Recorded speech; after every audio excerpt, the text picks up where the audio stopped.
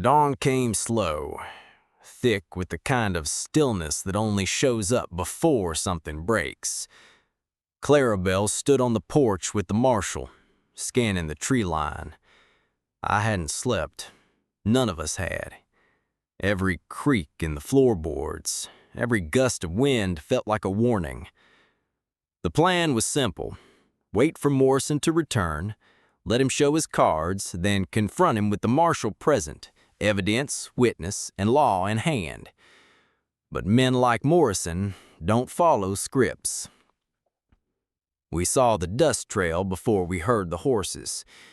8 riders this time, not 7. Morrison had brought reinforcements. He rode up bold, grinning like a showman. "Back again," he called, dismounting. "You all playing house with government company now?" Marshal Kellers stepped forward, calm and direct. "James Morrison, I have testimony, statements, and sufficient evidence to bring you in for contract fraud, conspiracy, and attempted coercion. You're under arrest." Morrison's smile didn't fade. It twisted. "You think I'm gonna let some badge tell me where I go on land I built?" "It's not your land," I said, stepping beside Clarabelle. Morrison's hand dropped toward his hip. Clarabelle moved, but too slow. He was already drawing. Time didn't slow down. It sped up. Too fast to think, too fast to shout. But my uncle's old revolver, the one Grace had quietly placed in my hands earlier, was already there. Heavy, polished, loaded. I didn't aim. I reacted.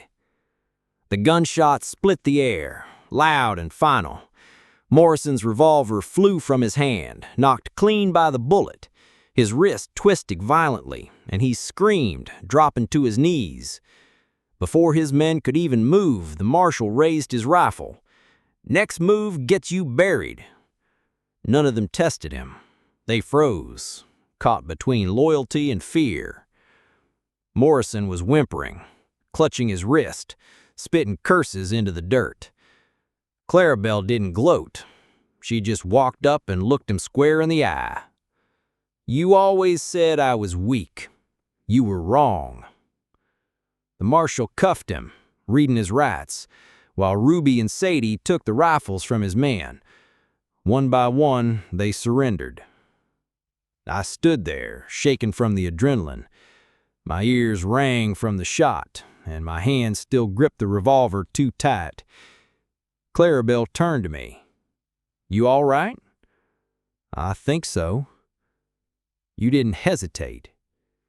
I saw his eyes. He wasn't bluffing. She stepped closer. "You just saved my life." I let out a breath I didn't know I'd been holding. "You saved yourselves. I just caught up."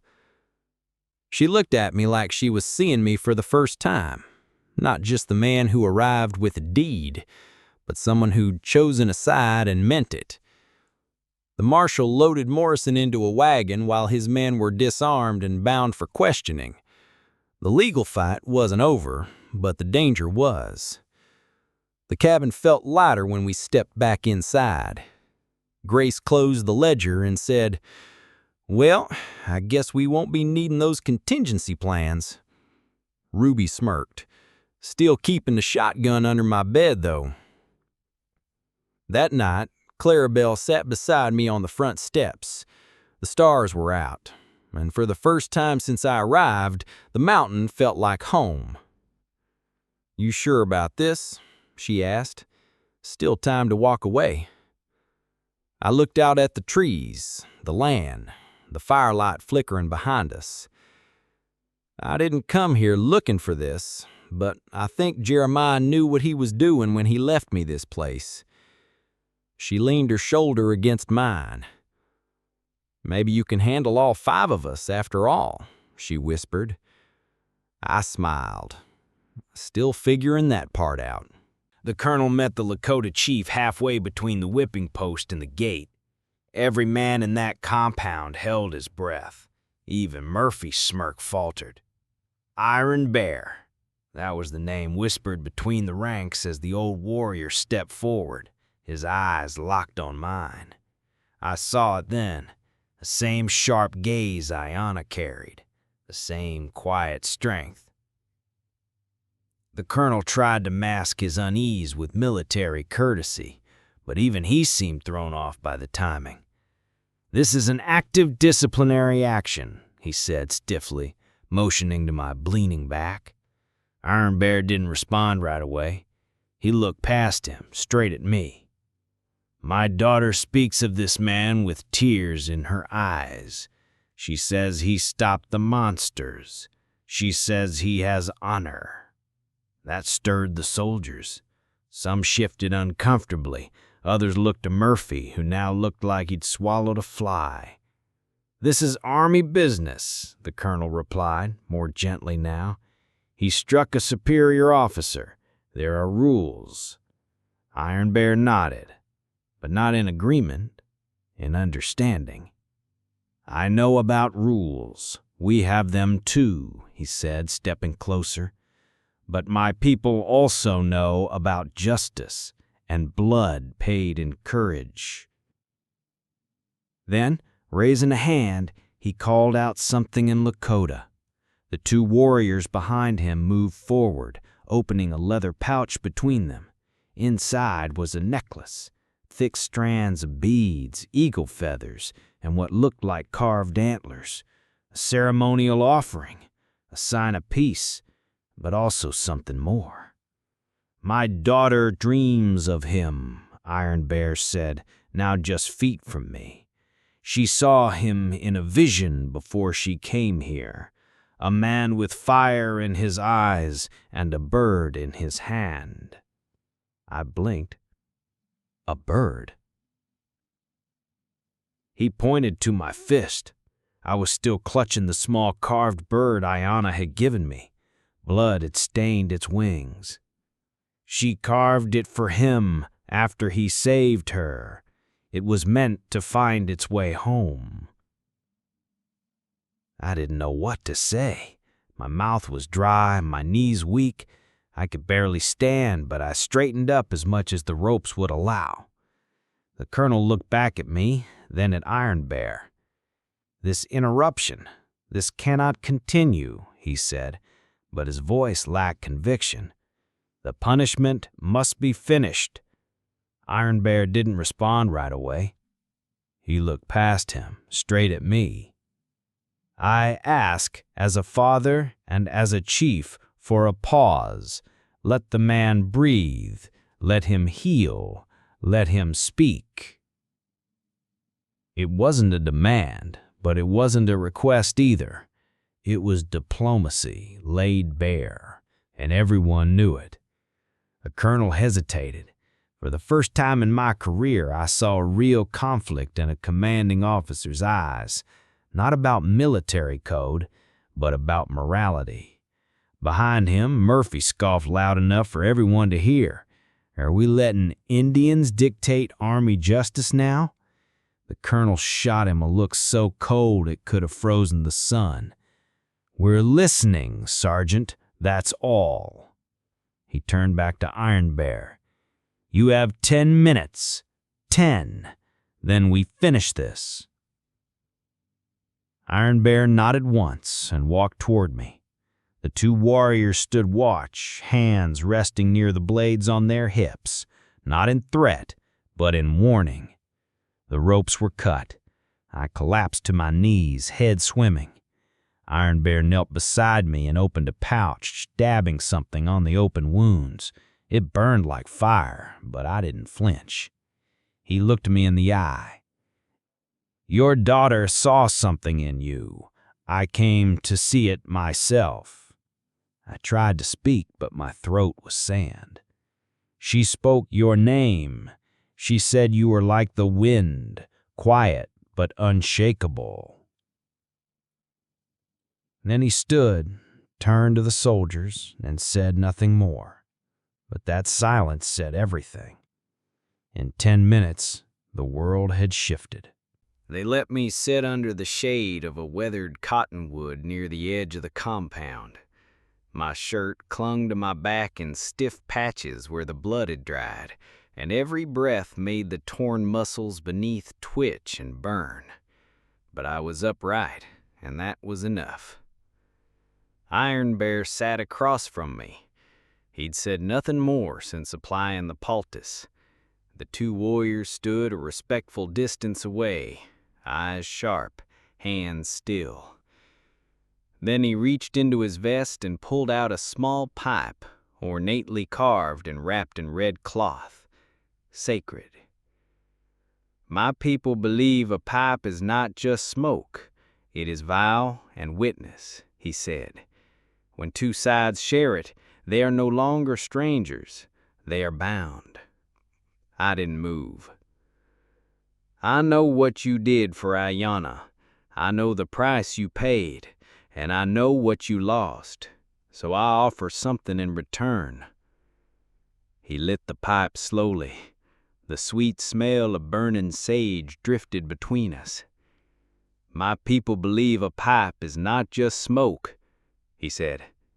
When two sides share it, they are no longer strangers, they are bound. My daughter told me of her dreams. She said she saw a man who would not take but protect, a man who would carry her carved bird in blood-stained hands. He met my eyes again. I believe you were that man, and I offer you what has not been offered outside our people in many winters. He inhaled from the pipe, then extended it to me. My daughter's hand, her heart, and with it a place among us as kin. My chest seized, not from the wounds, from the weight of what he said. Marry Ayanna? It wasn't just about love. It was a bridge between worlds, a defiance of everything this fort, this army, this government stood for. I would become family to a tribe my comrades were trained to distrust, or worse. I don't even know what I am anymore, I whispered. Iron Bear nodded slowly. Then become something better. I took the pipe. The first breath burned, not my lungs, but my soul. Something old stirred, something clean. I need to know she wants this, I said after a long silence. She asked me to come. And she knows what it means? She knows more than any of us. She is not a child. She is one who sees. The soldiers had fallen back, some to the barracks, others to watch from a distance. Murphy had stormed off somewhere. Only the colonel remained within earshot, arms crossed, his face unreadable. I don't know if I should court-martial you again or give you a medal, he said, half to himself. I didn't respond. He looked down at the blood-soaked earth. You know, if you say yes to this, your army life is done. I figured. He sighed and turned to go. Then you'd better be sure, because there's no halfway between her world and ours. But there was.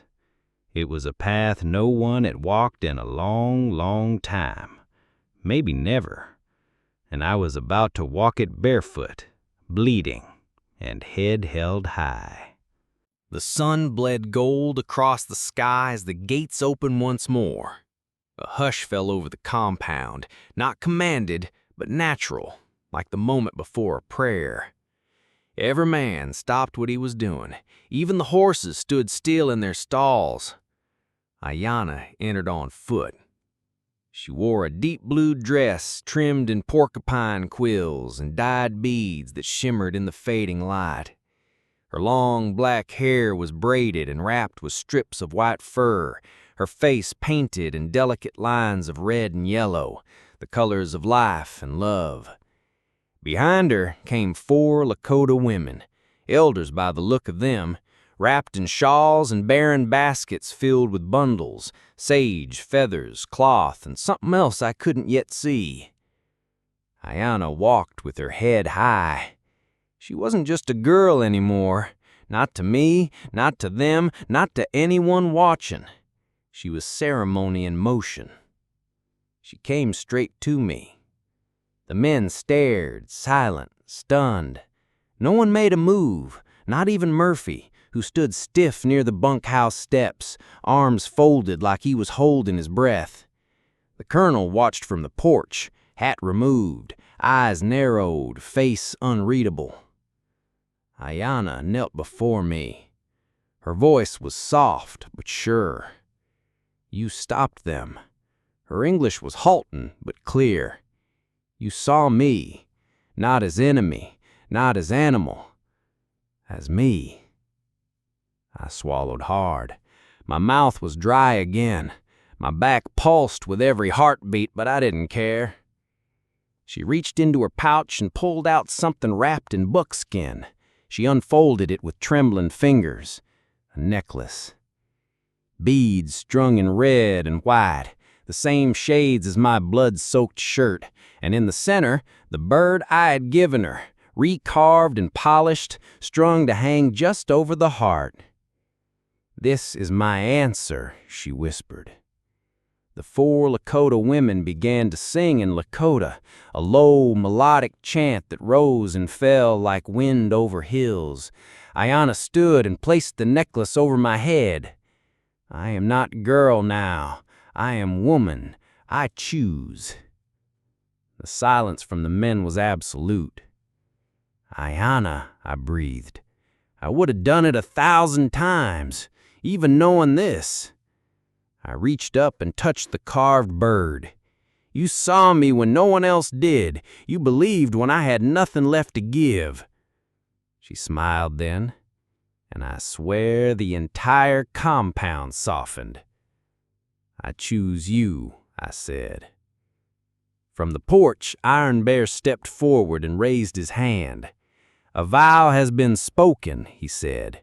"The bird that bled now sings. The one who stood will stand no longer alone." The 4 elder women began to tie cloth around our joined hands, each symbolizing something different: protection, truth, endurance, love. I didn't understand every word of the ceremony, but I felt it in my bones. We weren't just crossing a line, we were erasing one. And then, something I never expected. The colonel stepped forward. He nodded once to Iron Bear, then to me. "You made your choice, Private Brennan." "Not private anymore," I said quietly. "No," he agreed, "but still a man of honor." He looked around at the stunned soldiers. "Let the record show this man is no longer in Army service. His punishment ends, his discharge is honorable." A murmur passed through the ranks. Murphy looked like he'd been punched in the stomach. He stormed back into the barracks without a word.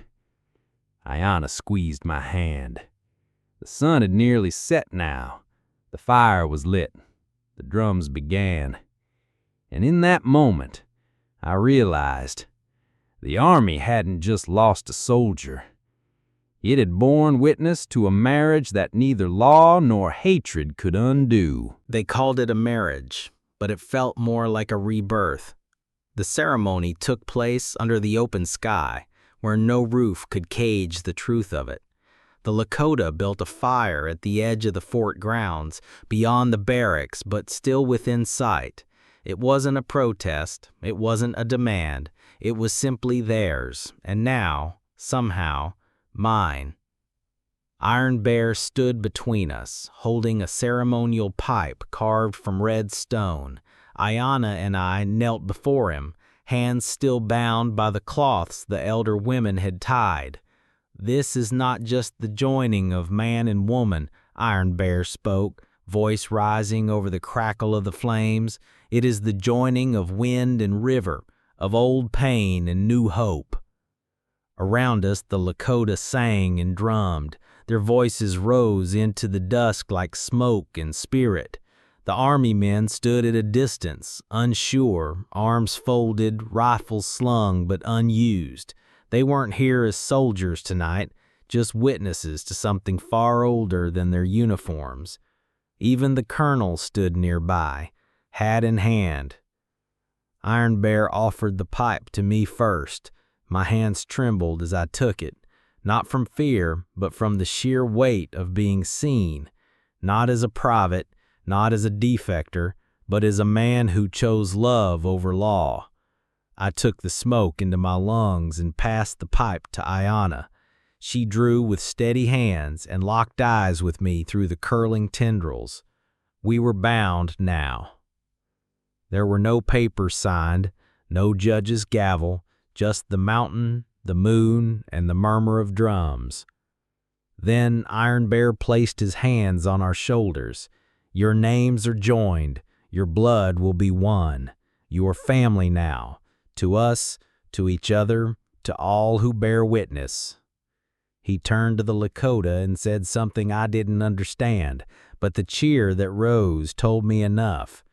Ayanna leaned in and whispered, "Wasson Henwaist." I looked at her. "Good intention," she said, smiling. "Your new name."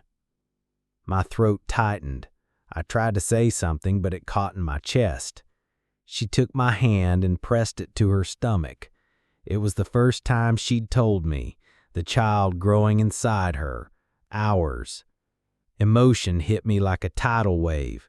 My knees weakened, but I didn't fall. I held her, my forehead resting against hers, the fire warming our joined hands. I had given up my rank, my post, my uniform, but I'd gained something deeper, a name spoken in love, a future born not of command, but of choice. Colonel Harrison stepped forward. Every eye turned to him. I'm not sure what the Army will say about any of this, but I know what I saw, and what I saw was honor, the kind that doesn't wear medals. He reached into his coat and pulled out something, a piece of paper folded 3 times. Discharge papers, signed, effective immediately, honorable. I did what I could. I took the paper, though it felt heavier than any weapon I ever held. He looked at Ayanna, then back at me. Take care of each other. The world outside this fence, it won't be kind. Iron Bear stepped between us then. The world has not been kind for many seasons, but kindness grows where men choose it.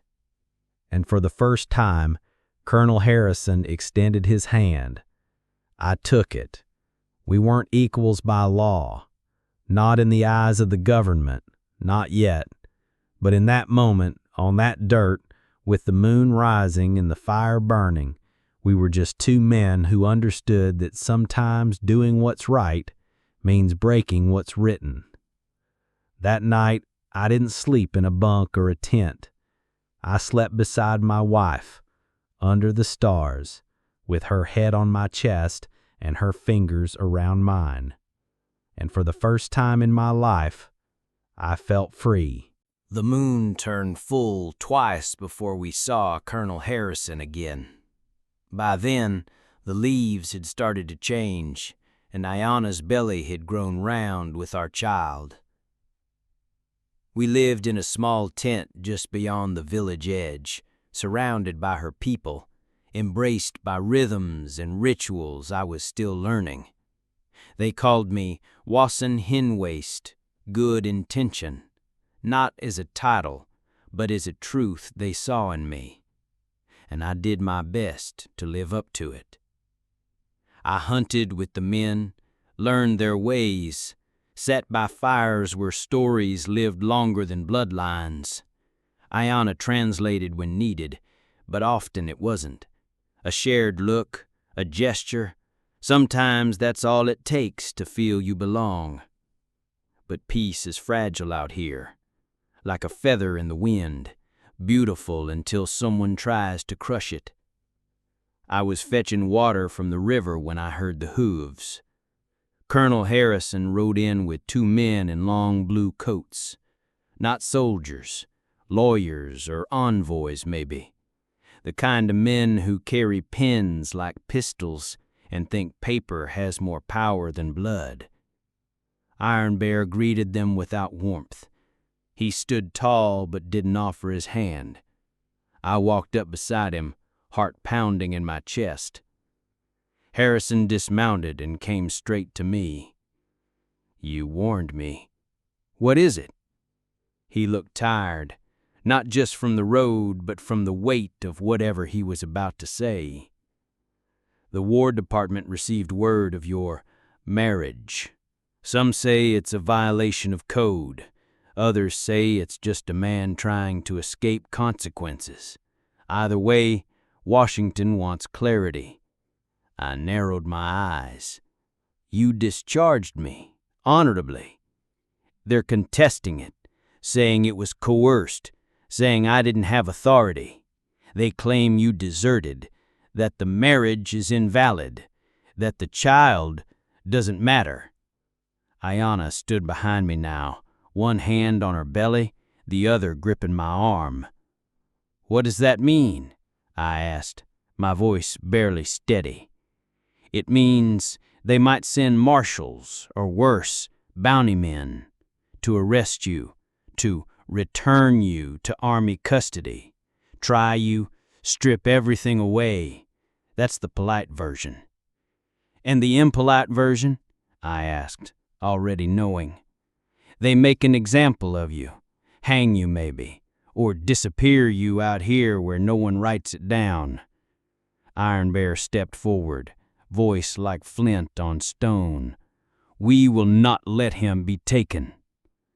Harrison held up a hand. "I'm not here to take him. I came to warn, and to say this, I'll fight for you. I'll testify, write letters, whatever I can. But once the government decides something, the rest of us don't always get a say." Ayanna looked at me, and for the first time in weeks, fear passed through her like a shadow. Not fear for herself, for me, for the life inside her. "I won't leave," I said, "not even to run." "Then you better be ready," Harrison said, "because they're coming, and paper's only good until someone decides to burn it."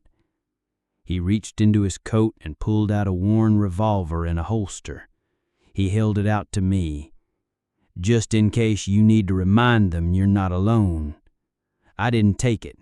Instead, I reached for Ayanna's hand and brought it to my chest. "This is the only thing I'll fight with." The two bluecoats looked disgusted. One turned away. But Harrison, God bless him, smiled just a little. "Then you better pray love can shoot straighter than lead." He mounted his horse again and rode off, a cloud of dust following him like a storm cloud just beginning to gather. That night, Iron Bear sat beside me at the fire. "You are not the first to stand between two rivers, but you may be the first to build a bridge instead of drown." I stared into the flames. "Then I'll die building it if I have to." Ayanna lay in our tent, humming softly to the child we hadn't yet met, and I made a vow in that moment. No one, not Washington, not bounty men, not any damned colonel in a polished chair, would take me from her, not while I could still breathe. By the first frost, rumors had reached even the furthest fires of the village. A bounty had been placed on my head, $200 for my return, dead or alive, 2 weeks' pay for a soldier, a fortune for a drifter, and an open invitation for every desperate man with a rifle and no conscience to come hunting. The tribe fortified, not with walls, but with resolve. Men took turns keeping watch. Ayanna never left my side unless it was to gather roots with the elders or speak to the medicine woman about her swelling belly. I tried to keep busy, gathering wood, sharpening tools, helping the old ones with whatever their backs couldn't carry. But I knew what was coming. I could feel it in the silence between footsteps, in the way the dogs barked longer at night. One morning I woke to find a rin of red paint drawn in a circle outside our tent. Ayanna saw it too. She said nothing, just knelt and began to wipe it away with a damp cloth. "What does it mean?" I asked. "That they're near," she said. We never found out who left it, but we didn't need to. A few days later, 2 strangers arrived at the edge of the village. They didn't wear uniforms, didn't carry warrants, just long coats, tired horses, and the kind of eyes that never stayed still. Iron Bear met 'em first, flanked by a half-dozen warriors. I stood at a distance, Ayanna behind me, her hand clutching mine. "We're looking for a deserter, Thomas Brennan, white man, about 6 foot, brown hair, scar on his cheek." "You just described half the cowards in the territory," Iron Bear replied dryly. The man laughed, but there was no humor in it. "We know he's here." Iron Bear didn't answer. The other man pulled something from his coat, a folded piece of paper. He tossed it to the ground. "Arrest warrant, signed by a territorial judge. Says he's to be returned to Fort Red Bluff, alive or not." Ayanna stepped forward then. "He's not going anywhere." The bounty hunters looked her up and down with the kind of gaze that made my fists curl. I moved to stand beside her. "You've got what you came for. Now ride." One of them sneered.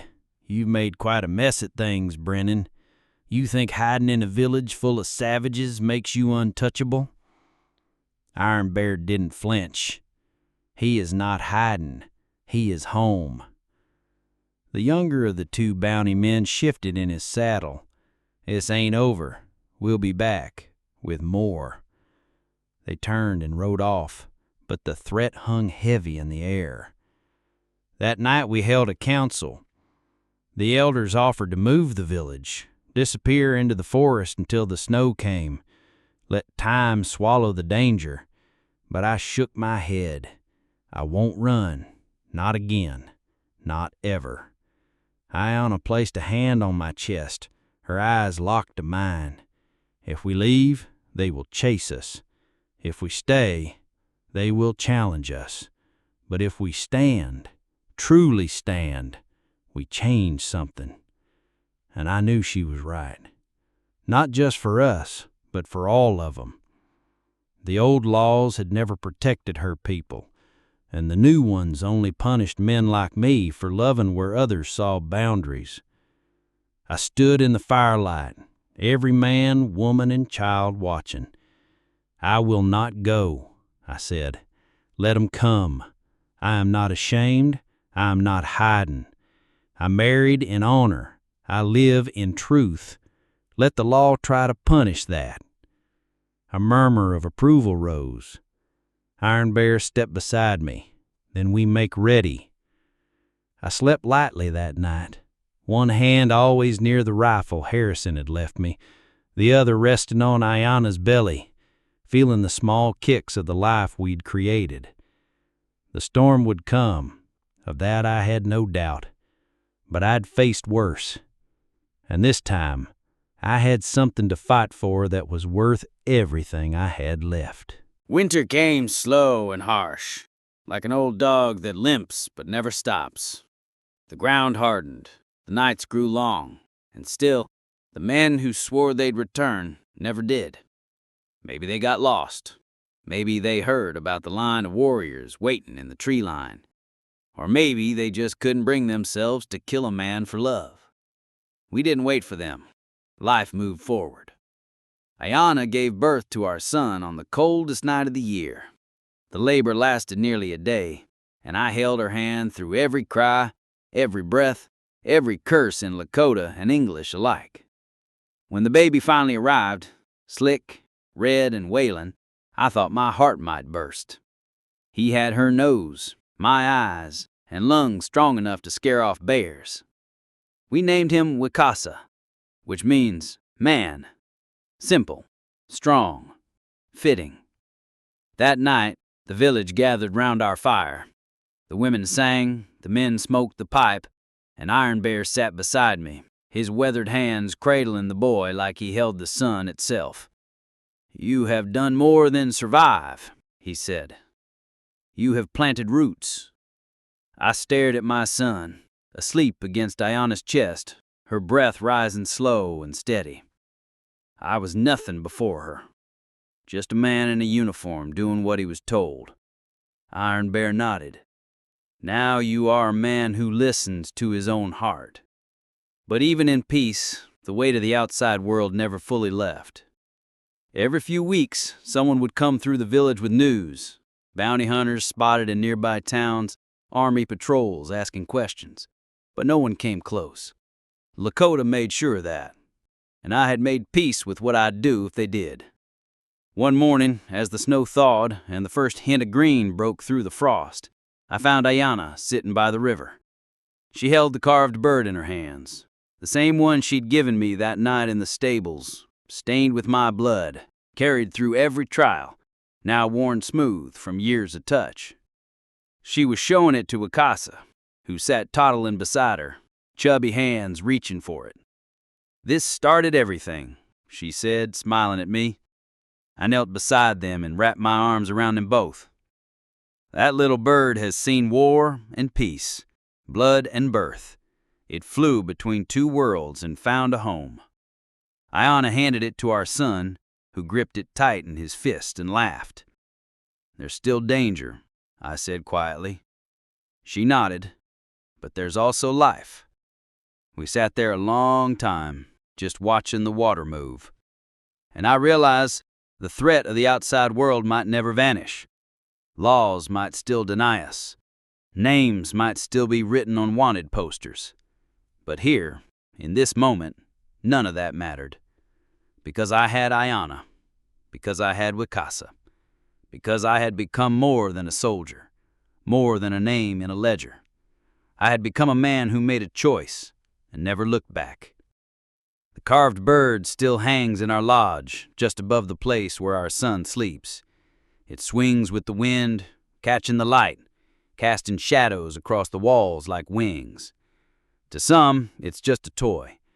To us, it's a totem. Proof that sometimes, when the world demands you bow, the bravest thing you can do is stand. And love, even outlawed, can become the most sacred thing of all.